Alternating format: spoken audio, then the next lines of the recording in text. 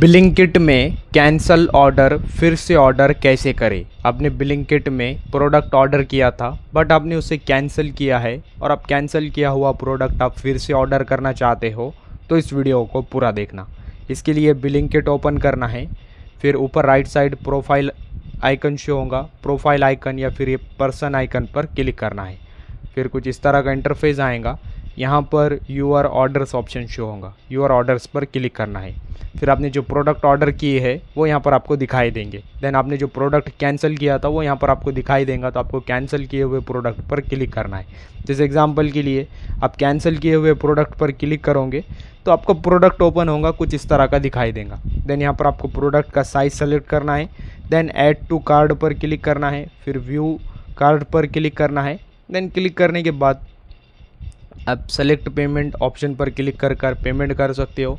Then cancel किया हुआ order फिर से ऑर्डर कर सकते हो। तो आप इस तरह से ऑर्डर कर सकते हैं। वीडियो इन्फॉर्मेटिव लगा तो लाइक करना।